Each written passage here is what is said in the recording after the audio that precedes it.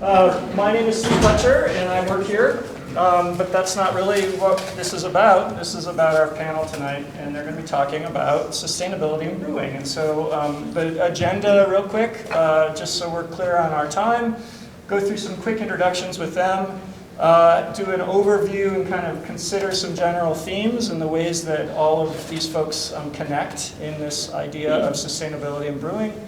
And then there are some specific questions that I gave to them earlier that they might or might not be interested in answering. That's up to them, but they're kind of more aimed at their specific roles. And then it's your turn. So if you have questions for the group, for someone in the group, then we would love to answer those questions. And then we'll have final thoughts.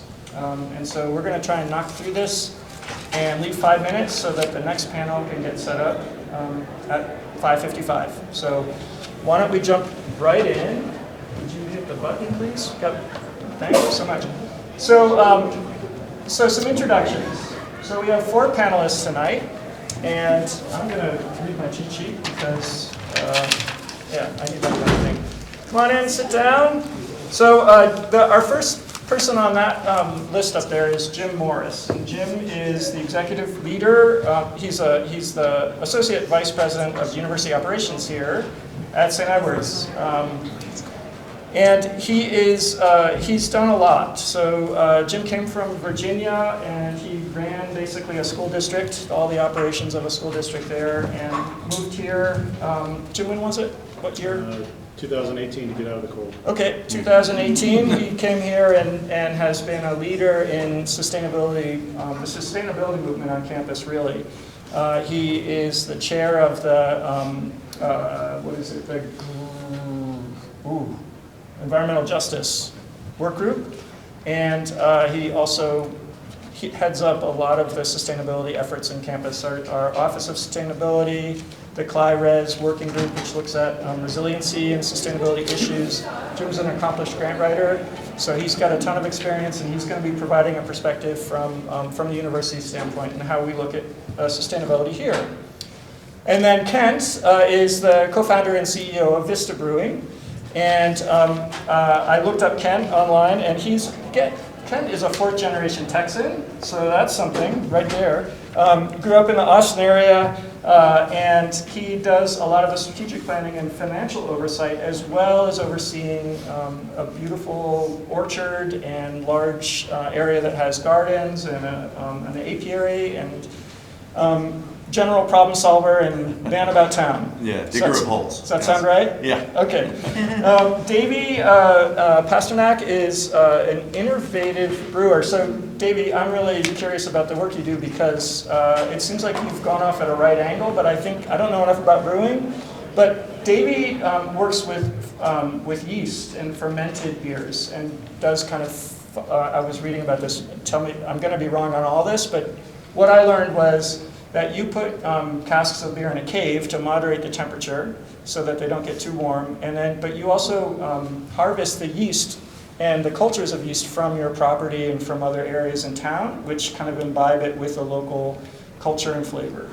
Yeah. So it's two programs kind of you're speaking to. So when we first started, harvested yeast from the family property out there in San Marcos to use in all of our farmhouse beers, but we've also, through development and through a ton of dirt excavation, excavated a cave on the property that holds, when full right now, about 12 9-gallon wine barrels. Okay. And that's part of our spontaneous program. So that's where basically use the cold winter night air to cool the wort, the hot sugar water that's produced in the brew house, and all of the microbes that are floating around us in the air to ferment the beer. So it's a several year long process to create this truly spontaneous beer where yeast is not added by the brewer. So it's kind of tough because you don't really have intention behind it, and you kind of trust that nature will lead it in a direction that we like. Yeah. Wow, that sounds exciting to taste those. Yeah. Yeah. It's exciting and nerve-wracking. Yeah, I bet. Well, I'm sure we'll talk more about that as we go, and if you have questions for Davy, I'm sure we'll be happy to answer those. And then Angel is our local representative from the Central Texas Oh my gosh, the Mycological Society. Sorry, I'm losing my brain right now. And so I know you work with communication and education outreach there. You're part of the leadership group, but you also were a designer and did other work before that. Is that correct? That's right, yeah. So I actually worked in energy efficiency. I worked for one of the Austin venture startups, and we helped sustainability managers. We built software to help them lower their energy consumption in their building setups. Okay. I don't think we ever worked with a brewery, but that would have been really fun. It was a lot of, just your traditional kind of buildings. Yeah, cool. Okay, that's great. If anyone has anything else that you feel I missed in an introduction that you want to share, please do, because I'm not an expert on you, so. Okay, could you flip it, please? Thank you. And so just to set the stage, kind of an overview of as a moderator, sort of part of my role is to kind of think about how all these things fit together. What I'm thinking about when I think about the roles that these folks play, because they come from really different backgrounds and they have different ideas, is that there's this idea of sustainability that we're talking about and this sort of long tradition of brewing beer. But then there's innovation that's interspersed with that. And then on the outside of all that is also the kind of overarching themes that drive all of that. So the responsibility to the environment, the science that goes into brewing beer and understanding those processes, and then just the craftsmanship of learning a skill and a trade and carrying on the traditions that others have done, but also turning that forward and moving that forward into new realms. And so I think the idea of bringing sustainability into that conversation is a fascinating one, and we'll ask some questions about whether or not it's an economically feasible one as well, because I think that's an important area to consider as we move forward. So that's kind of just a very brief painting of where I see this conversation going. And so the job that you have as an audience is to also listen and try to think of ways that you could make connections that no one else has made as we listen to these folks. And then if you want to bring those up, it's like I'm a professor, so I always have to do something like this. But you don't have to. But if you want to play a game, the game to play is to try and figure out what a connection is that no one else has made, like between Jim and Davy or something like that. Maybe there's something that we could find that could connect those two folks in the paths that they've already walked. Draft house. So I'm gonna stop talking. Oh, there's craftsmanship. See anything late to the party. Yep. No, not you. There was one thing on the stairs. That was weird. You're late, man. All right. So general themes tonight, so I'm gonna kind of be quiet because again, it's not about me. But there are 4 themes that I sent to these folks ahead of time to kind of think about when they talk. And so I'm going to ask them to respond to them, and I think we should just allow the conversation to flow for a little bit and not try to moderate it too much. So the themes have to do with balancing the idea of innovation and tradition, addressing issues around conservation, water usage, and other ways that the ecosystems might be changed by brewing beer, and what the tension is between those things. Sourcing and supporting the ingredients, and so where do you find sustainable ingredients and how do you make decisions about cost and product and how that goes into the beer that you brew or the industry that you're involved in. And then eco-beer, is that a thing economically? Is this a valid product? Is this something that is going to sort of have a life of its own in terms of marketing and interest by the public? So I'm going to see if anyone wants to start that conversation with any of those, and we'll take it from there. Steve, I'm curious about the audience and the makeup of who's here and like their interest in this conversation. Is there folks from the sustainability world, maybe social responsibility with their companies, or in the any brewers? Yeah, home brewers. Yeah, Home brewers? Just so avid beer consumers. Come on, everybody should raise their hand. Yeah. I don't know, Steve, I just start in, I love how you start the slide deck with, that frame. And at Vista Brewing, for those of you who are not familiar, we have a 21-acre ranch in Driftwood. It's, once you're on Mopac, it's about 4 stoplights away. It's 25 minutes. We're surrounded by thousands of acres of Texas ranch land. And so in building that place out, it was very much sustainability and how we treated the world around us was extremely important to us.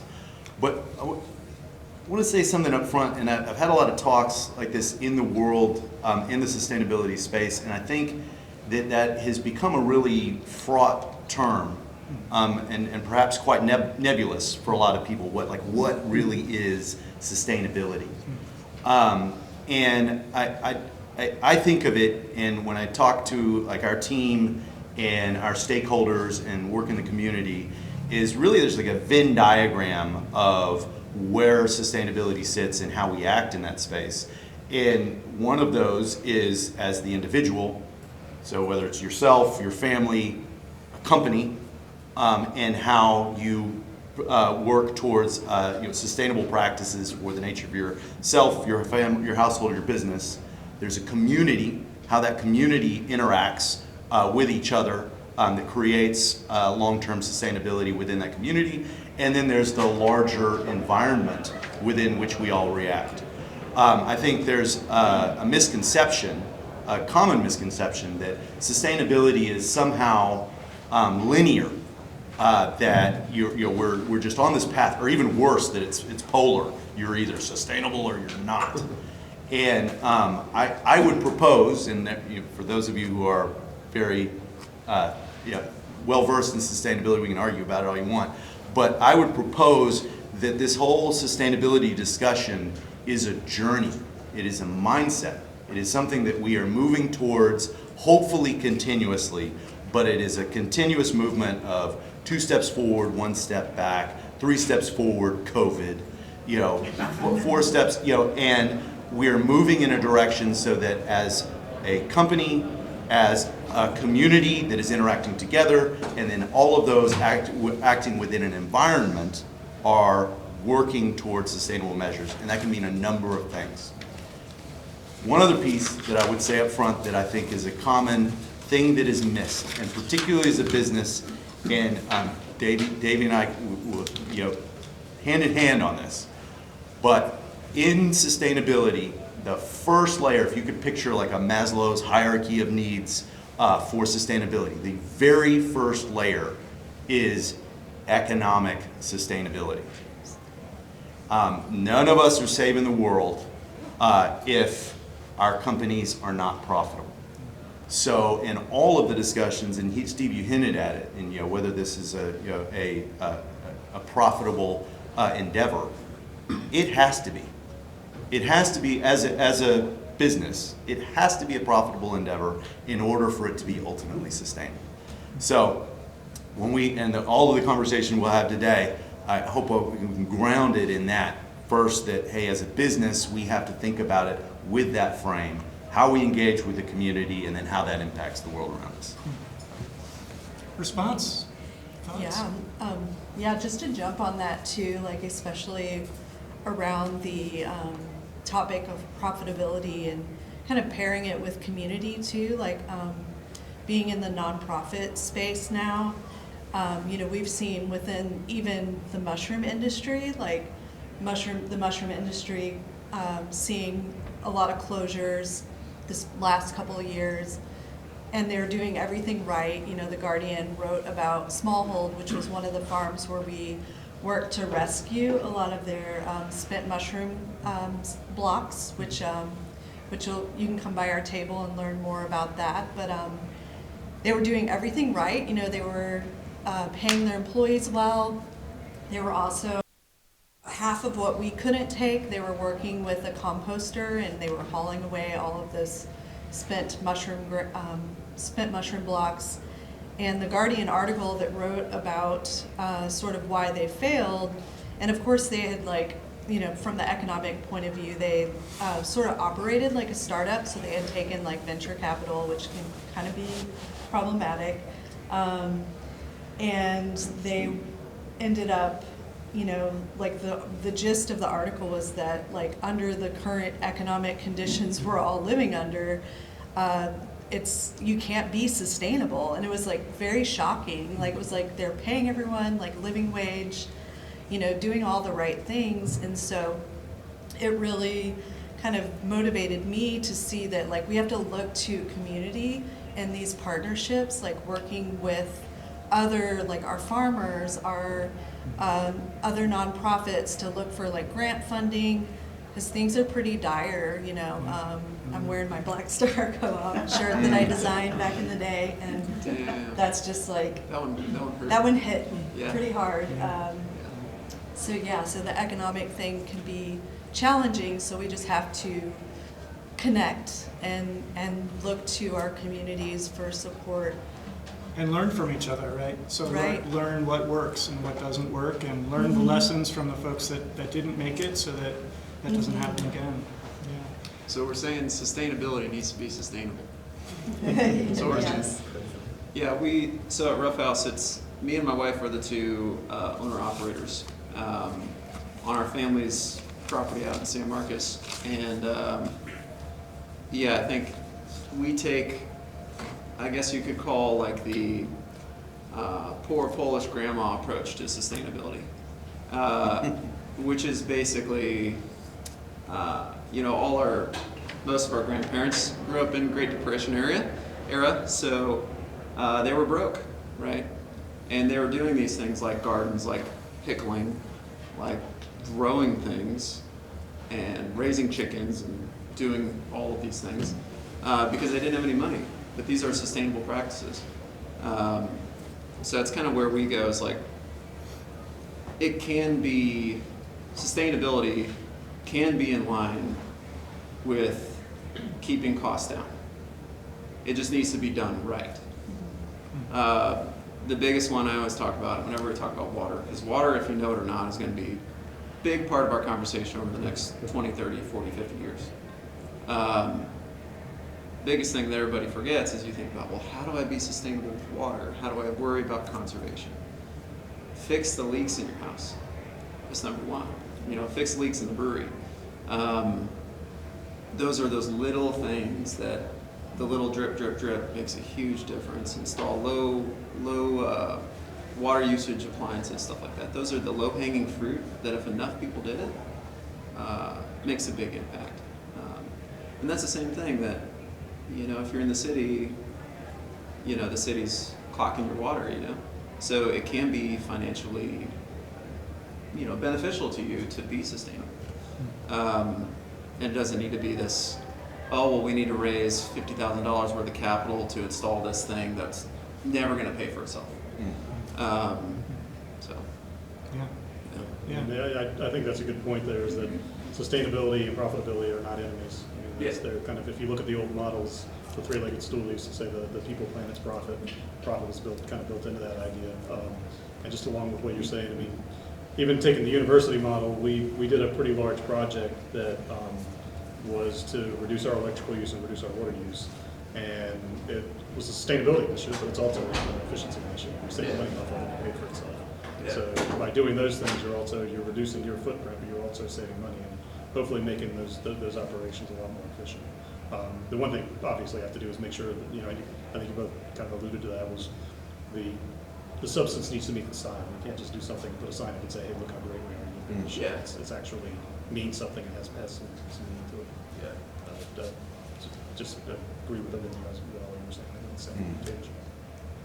So I guess a question I have thinking about it is in terms of the ingredients that you're using in the production of the products that you're making, what's the tension that you see, or what are the challenges that you find, A, in sourcing ingredients that you feel safe with and good about, and then B, managing the cost of those ingredients or the time it takes to grow those ingredients versus purchasing them? So what are the tensions in producing the product that you're finding, A, to be challenging, or B, you're getting eureka moments that you want to share about something great that's happening? And that could be at the university level or at the nonprofit world, that you're seeing something different, or in the breweries themselves. I'll jump right in, Davy, don't let me steal all the thunder on this because we have largely a similar experience. In case you didn't know, the main ingredient in beer, like 95% of beer is water, obviously, water.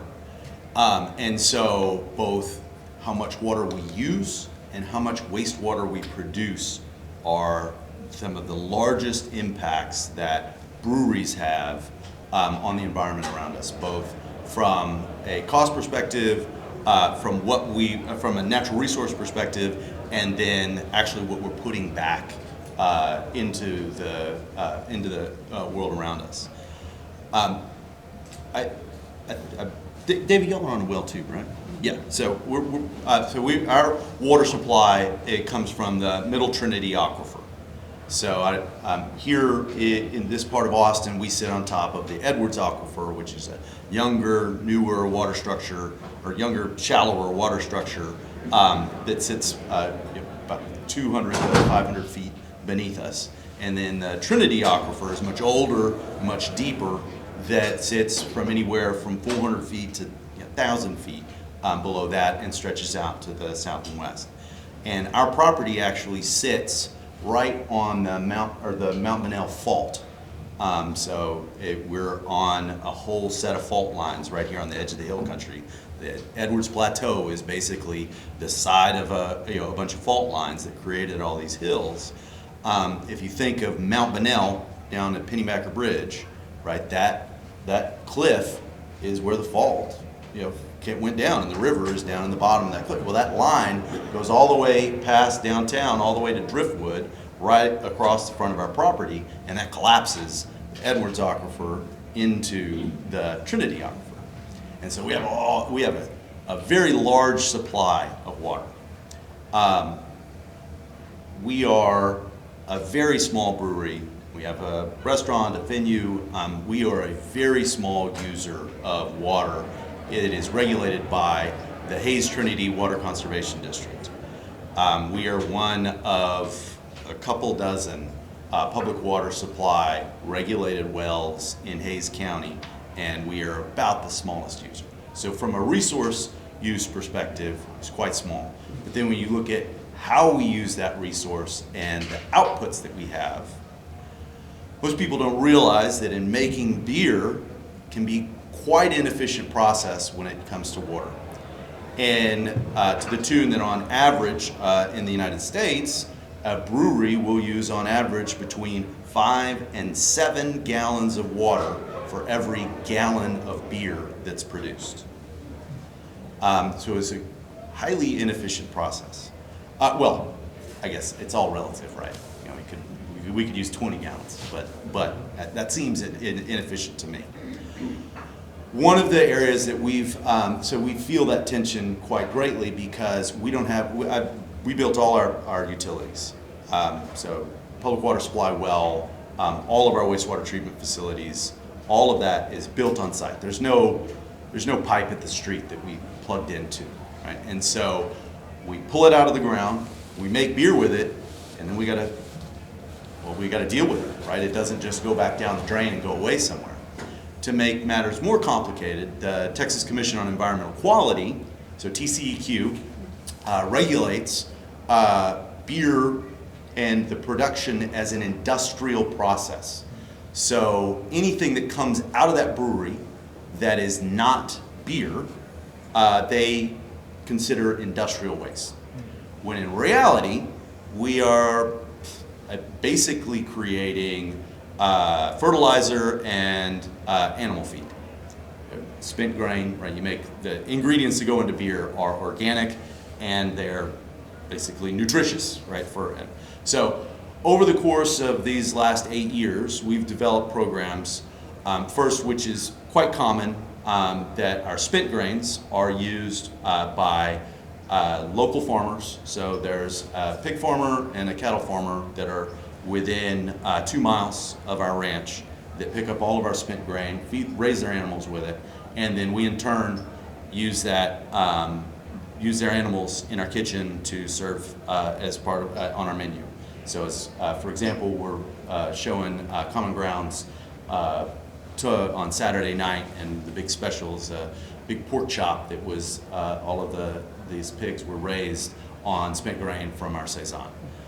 So that's step one. Step two, then, within all of that water that goes out, originally what TCEQ, so that's solid waste and liquid waste. Liquid waste, TCEQ would say all of that has to get hauled off to a municipality for them to treat to go back into the water supply. So, massive carbon footprint from big trucks moving in and out every other day, putting it into an industrial process at the municipal level to treat it down into non-potable water that goes back into the water system as if it went with the rest of your gray water that goes out of your toilet or your dishwasher or whatever.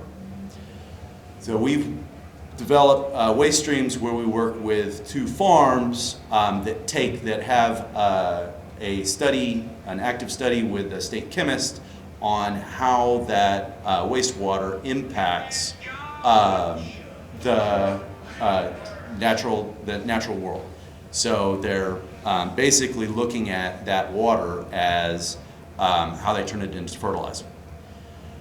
For us, we've taken that stream and bifurcated it again, and there's like kind of sludge waste. So you think what goes into making beer?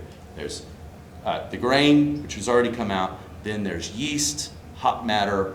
All of that like settles out of the beer into this sludge that we separate out of that waste stream and are looking at that as a direct soil treatment for fertilizer with another farm.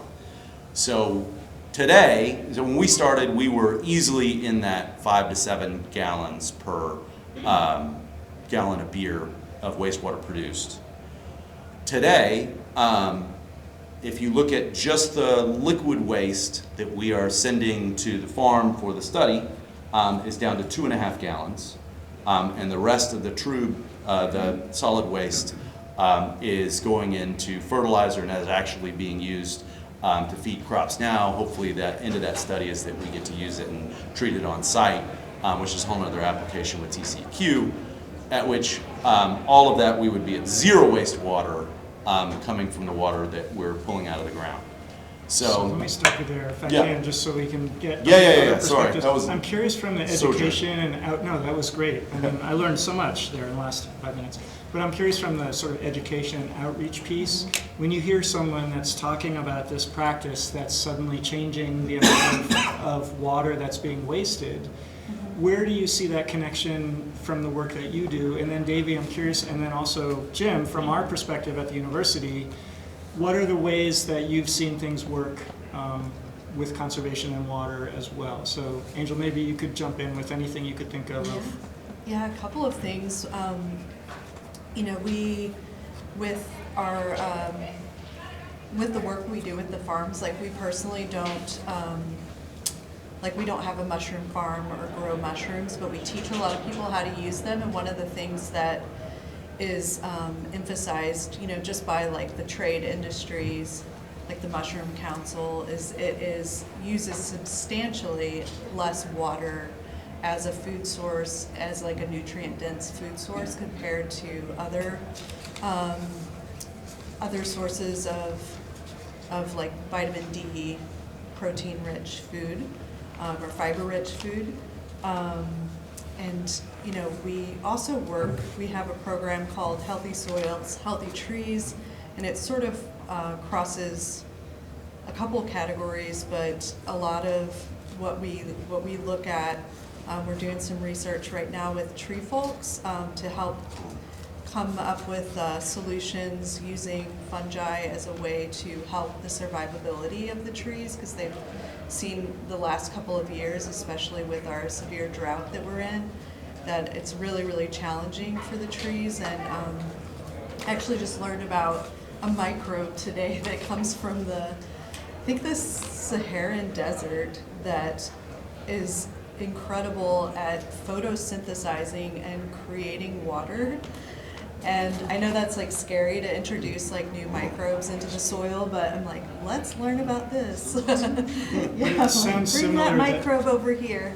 It sounds like what you're talking about, though, is something similar where you're finding and you're using a product over again, or you're finding a new way to solve an issue that would normally just go into a landfill or go... Yeah, like redefining, like, it's not trash, it's just misplaced. Right, misplaced stuff. You know, Yeah. it's like misplaced stuff. So, you know, finding ways, and a large part of the education is on helping people understand the role of soil in our ecosystem, and a lot of what our spent blocks can do.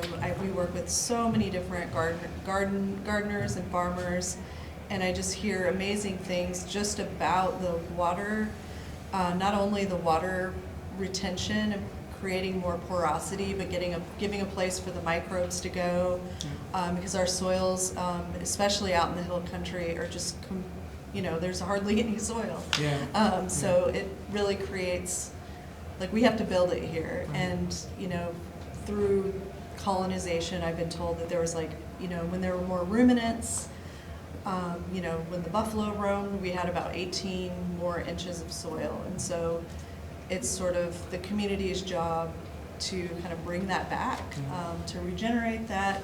And we find that, teaching people about soil, the importance, and especially the water saving component really helps get people excited Organic about soil working with fungi. holds more water. Yeah. Mhm. What about you, Davy? Yeah, I think there's a long history of brewers being pretty innovative and frugal. And I think what Kent's talking about is absolutely true. Is like, we're in the same boat. We're built public water supply, installed an on-site septic facility, have to pump out our wastewater. And so that, as a brewer coming from brewing in Austin, where, hey, you brew, you're rinsing a tank, it just goes down the drain, yeast goes down, it goes bye-bye, and then there you go. If only. Exactly, very different vibe. Brewing out in the hill country, because everything you put down, you got to think about, because that's money you got to pump out. So side streaming is critical. There's several steps in the brewing process where you can, you're brewing, you need to rinse the grains of all their sugars. Brewers historically would want to limit this, what's called sparge water, because it would, over time, if you had hard water, raise your pH and give you some tannins and all kind of nasty stuff. They also were cheap, and they didn't want to waste their water on that. So these kind of the same point of tradition and frugal mindset kind of vibing. But yeah, we're kind of on the same tip with side streaming our wastewater, the stuff that we know that is just water, because a lot of the water usage in that 5 to 7 gallons that Kent's talking about is literally just water. You clean a tank and you have to rinse it. You're running a canning line, you have to rinse the cans so they don't have beer all over them, right? If you're able to capture that, like we are, make use of it just through land application, it's just water. So, and working with TCEQ is kind of trying to steer the biggest, most inefficient ship. I'm sorry if anybody in here works for TCEQ. Is anybody here from TCQ? Yeah, you Come have on, to don't announce hide. yourself. If they are, they probably agree, actually. Yeah. The employees don't have a lot of control either. If you are in the room, we love you. If not, then We don't. we got me here. But no, it's these kind of like, yeah, I mean, the same thing Ken's talking about. We're agricultural product. Hops, water, malt, and yeast, that's it.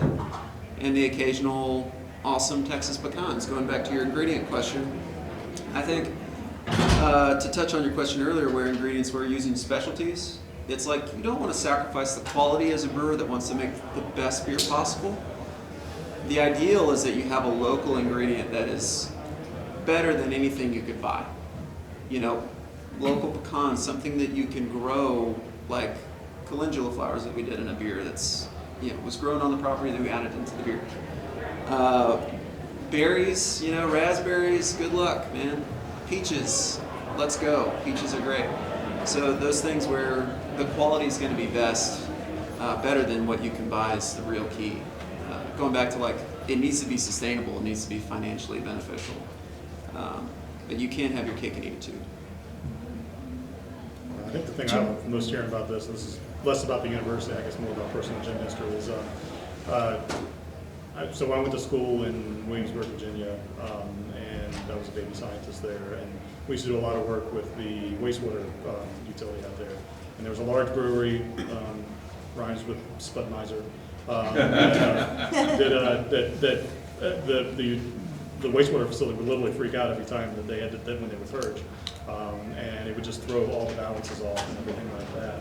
But to see how, that was 25 years ago, but to see how the evolution has happened where the industry is starting to do more of the research and the innovation, but doing it really with the small groups, because I'm sure Constellation and other people aren't necessarily doing this kind of, it really goes back to the understanding of the community and the community needs, and how that all fits into the big picture, which to me also goes back to resiliency, I think, and understanding that need. I will say, just from a university perspective, when you look at some of the crazy things we've dealt with in the weather in the past, back a few years ago, when Uri hit, and the water shut down in Austin, to go back to government, I'm always doing the best job.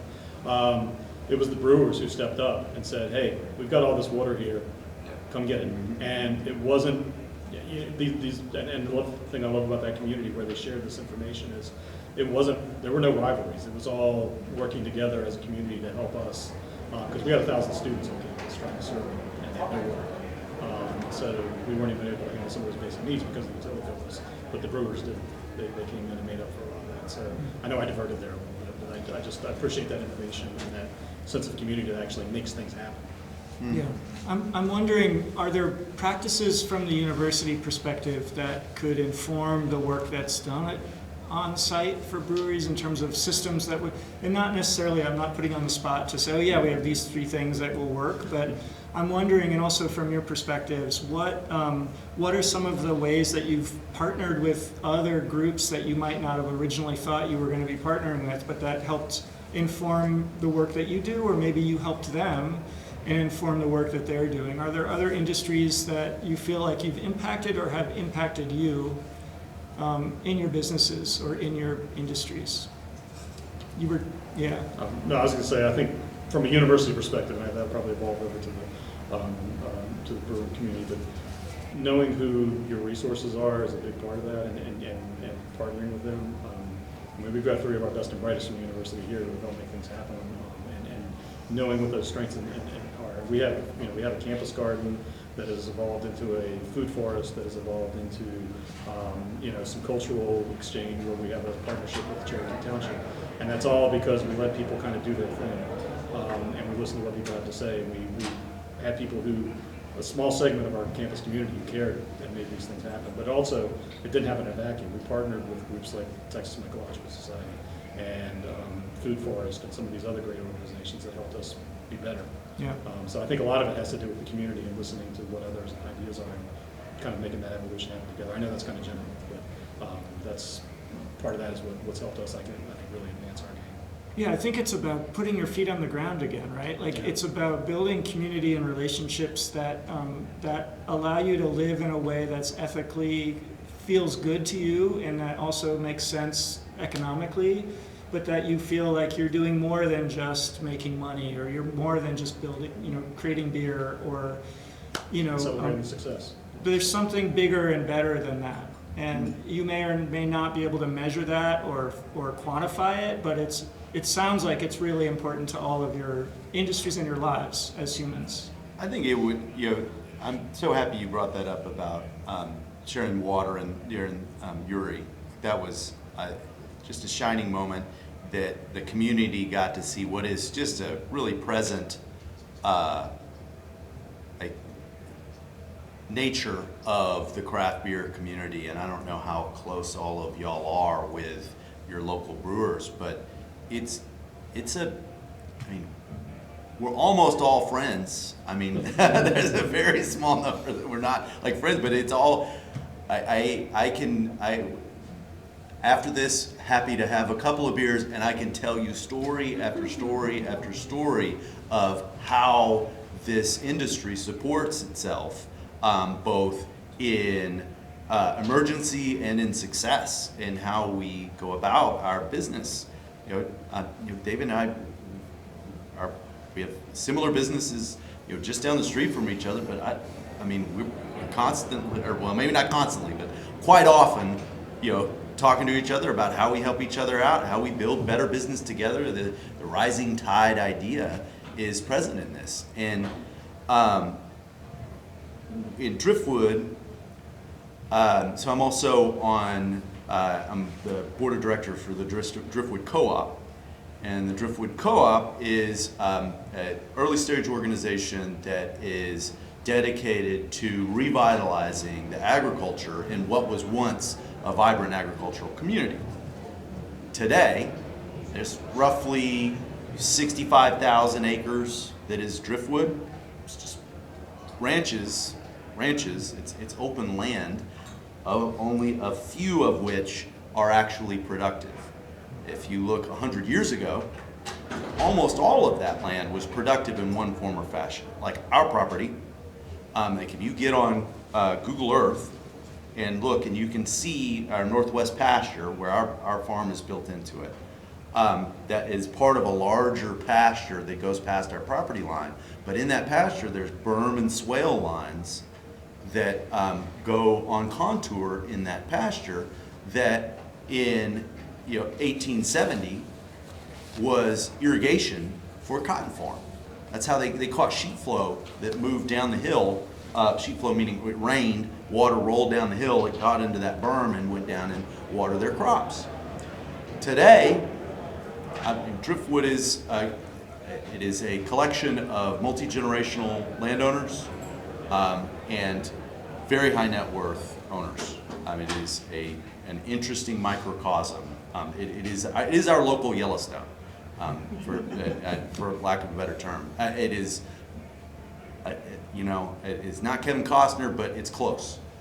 But within that now, we're working to build back agriculture into that tapestry. And so just this last week, I was at True Bird Farm, which they produce poultry for Hestia and Leroy and Lewis and some of the really finer farm-table restaurants in Austin. But they grow all those birds in these pastures in tractors. A tractor, it's basically a movable warehouse that goes around and is revitalizing these pastures so that they can grow crops in those after that. The co-op now, we've funded and built a processing facility where they're going to be processing all of the proteins that are grown. There's one herd of cattle, one herd of buffalo, True Bird, and then the pig farmer that I talked about, we're getting their pork chops. And then that's all going to be sold in the country store that's in downtown Driftwood. Beautiful. And so this gets back to Full circle. all of that. Yeah. And at the end of the day, all of those businesses, all of those families have to be fed, right? There's a P&L that goes with every one of those players that's in there, but working together, that is a much more resilient community that produces a much more vibrant, healthy, sustainable product or collection of products, including our beer, that gets presented to a community that now the larger of Austin and San Antonio, Central Texas, and anyone who's visiting could have access to. That's great. That's wonderful. Thank you for sharing that. I want to make sure we give the audience a chance to ask any questions before we have to finish up tonight. I have one question I was thinking about. You got me thinking when you're talking about wastewater. Having brewed, sanitizing is always a concern. Have you had to adapt sanitizing practices to try to increase the viability of the runoff or of the wastewater? What have you done? Most caustic is, it's about pH. It's less about toxic chemicals and more about very extreme pH. So at the end of the day, there's a stream which all of those caustics go into that just has to be, the pH has to be balanced. That's what we're currently hauling off to a farm that's 2 miles down the street. It's off of Elder Hill Road. That is treating it, settling it, and then applying it to pasture. So that's where the study is. But at the end of the day, I mean, these are organic acids and organic bases that it just has to balance pH. That's what's funny to call a brewery an industrial waste producer, because even wastewater treatment plants, if they're balancing pH, they're using some of the same chemicals that we're using. Yeah, it's just the concentrations are different, but still they're using the same caustics and some of the same acids to whether you want to go, get back to neutral in whichever way you're on. But yeah, you don't want to drink it. But Have you, other than that, have you adapted? Where it goes is, giving it to these guys who are neutralizing it. TCEQ requires you to otherwise cart it off to a treatment plant. But have you made any choices about trying to get closer to neutral? I mean, are there things that work better than others? It still has to be functional, right? It has to, Sure. at the end of the day, it has to work. I think the innovations have been around efficient use as opposed to like actually making choices on, there's no more, organic, organic base like that. It is just highly caustic, Minimize the super low volume. pH or Yeah. super high pH. Minimal volume in the end. more Right. efficiency. Use less of it, right? Yeah. Because also those chemicals are quite costly. Sure. So yeah. and usually, I mean, TCEQ, they don't know enough to be able to help us solve the problem, but they're more looking at the strength of the waste. Yeah, So- thresholds, right? Yeah, the BOD basically is all they care about. What does that even stand for? Yeah, biological organic- oxygen. oxygen demand or something like Yeah, that? it's sugar. Yeah, so it's what would basically- create a bacterial bloom. Yeah, Yeah. so it's they're concerned with the Algae bloom. BOD, and that's pretty much, yeast is about as high a BOD as you could ever have, which is totally silly when side streamed and land applied. It's fine. Yeah. Yeah, it's fertilizer. Fertilizer. Yeah. So we only have a few minutes left, I'm so sorry. If you have other questions, these folks are going to be around, I'm sure, all night, so you can ask them personally. But I did want to give you each a chance just to have any closing statement or words or anything that you want to end. But I also have a question for you. So if you were asked to name a new brew inspired by lessons learned from your journey in life, your individual journeys in life, so like who you are now, what would you name it? So in your final closing moments, if you could, quickly think on the spot, and then extra credit, what unexpected ingredient would you include in the brew to highlight your story? Resiliency IPA, and it'd probably be a hazy. So a hazy It'd probably have a lot IPA. of grip. So, What would you name it? Resiliency IPA. Oh, okay. Yeah, I like that. Is there an ingredient that It's a represents lot of grip. Very hazy. Oh God, I gotta think about this. You can also just make a closing statement if you Oh, want. I don't man. want to put anyone on the spot, kind of It's- not. Yeah. There was a brewery near us, RIP Rugged Man, but their slogan was "Drink the damn beer," and I always thought that was kind of funny, but it didn't work as a marketing strategy. But I don't know. Just drink Yeah. the damn beer, and it's Yeah, drink the damn beer. That's a 3% good lager. title. I like it. I like it. Yeah. I don't know. Closing statement. I think go support your local brewery. They're, whether you know it or not, they're a community hub. We have so many weddings and rehearsal dinners and family gatherings and birthday celebrations and all that, let alone some of the canning water type of stuff with the disasters. I mean, breweries really are pretty important nowadays for these local communities. And if you haven't been to one, go check them out, support them, because I guarantee you they could be making more somewhere else and hating their job, but they could be living a chiller life. And you're outside of San Marcos, right? Is that- Yes, which San Marcos is an absolute gem. It is, yeah, so the San Marcos River is gorgeous. Yeah, if you haven't been to San Marcos, visit San Marcos, come visit us, have some beers. go in the summer, float the river. Yeah. It's beautiful. And the art scene, that's the one thing I was going to say about collaborations with us and Texas State. The Texas State Ag Department is amazing. We've had butterfly landscaping at the brewery installed with their collaboration. And just the school is super cool. It's a bunch of people that we don't have the farm to tables. Right. You know, we have one really sweet business called 36 General that supports local agriculture and local farmers and produce quite a bit. But other than that, I mean, there's a lot of college kids. Yeah. There's not a lot of people that have the higher income jobs that would support multiple farm to table businesses. So it's very different than when we were in Austin. But there are people out there trying, for sure. Yeah, So awesome. come down, support. Drink the damn beer. We're gonna look for that. We're gonna look for that bottle. Yeah, Angel? Well,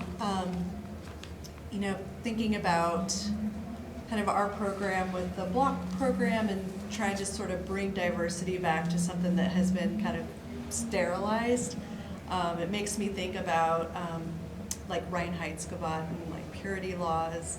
And one of the other things that I'm very enthusiastic about is sort of mycoculture or like ethnomycology. And so I would probably, just to come up with a catchy name, I would call it Mycotopia, but have it include some of these like mushrooms that people used to drink along with their sort of wild yeast, but kind of bringing that diversity back into beer.